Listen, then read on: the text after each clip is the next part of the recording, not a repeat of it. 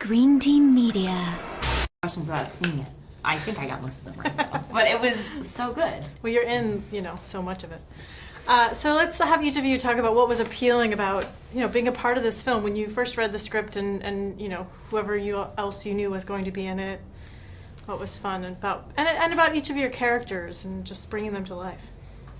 I think hearing about who else was, knowing that it was Kristen and Annie's project, and I didn't know who else was going to be in it at that time, but that alone is like, are you kidding? That is the first draw. And then the script actually had conversations that women really have, which is, yeah.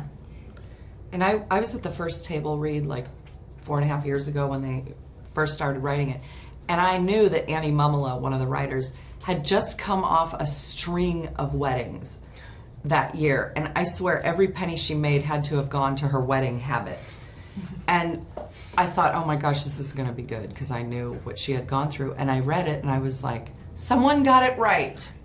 Someone got it right. Finally, they hit the nail right on the head. I mean, and the movie has gone through so many different rewrites and whatever, but they still kept the basic premise of like, I want to keep my friend. It wasn't a romantic comedy necessarily, although there is romance in it. She wants to keep her friend, and I think that's what keeps it from being a chick flick. Yeah. And tell me about Becca, and bringing her to life. She's a real funny little character. And, and you're kind of the opposite as Rita, in many ways. You needed to learn some lessons. I think that Becca is naive, but not dumb. I think she just thinks the best, wants to think the best of things, but also sort of has a limited view in terms of like what a relationship can do, how it should, actually act itself out. And then I think, we were talking earlier, there was different ways. I wasn't sure how it was going to come out in the end, how the Rita-Becca relationship was going to play out. I'm really happy with how it did come out, and I think that it was good to get to know someone who could maybe impart some wisdom, or at least some different kinds of thoughts. Yeah, talk about Rita, and you just had to let loose, and the kids, the scenes with the kids, and you talking about the kids. Well, I think Rita, when she first got married, I think she was Becca. I think she was very idealistic of, this is everything I've ever wanted, and now 15 years down the line, she's fed up with it. Like, this is it, huh? Okay, I'm invisible in this house. I'm just the maid.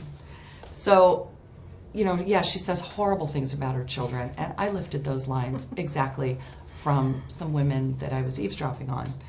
And I thought, you talk about your kids like that? How awful. They hate you. I hate you. I don't know you. I mean, but it was fun to play. Yeah, right. Right. So I saw this film in a packed theater. Everyone was very rowdy, which, as I'm sure it was last night at the premiere. Why do you think this kind of film needs to be enjoyed in that kind of environment, rather than home alone? Or it is sort of, I think everyone can relate to that, to this experience. I mean, people have been through it, but also, I mean, more than weddings, it is just about like, relationships changing as the circumstances change. Right. And feeling like you don't have your life in order and everybody else around you does. I think every person in the universe has felt that. So that's, a good message. Like, don't look at other people thinking they've got it all together. Like the way the character of Annie looks at us, because we don't have it together. We're very dysfunctional. And I think, in the end, it's okay. It's okay. Right. Don't worry about it. It's going to work itself out. So John Hamm will come and help out. He will come and rescue you. He will. It all plays out. Yeah. It always works out when John Hamm comes. It really does. Yeah. Thank you guys so much. Thank you. Thank you. Enjoy the rest of your day. Thank you. You too.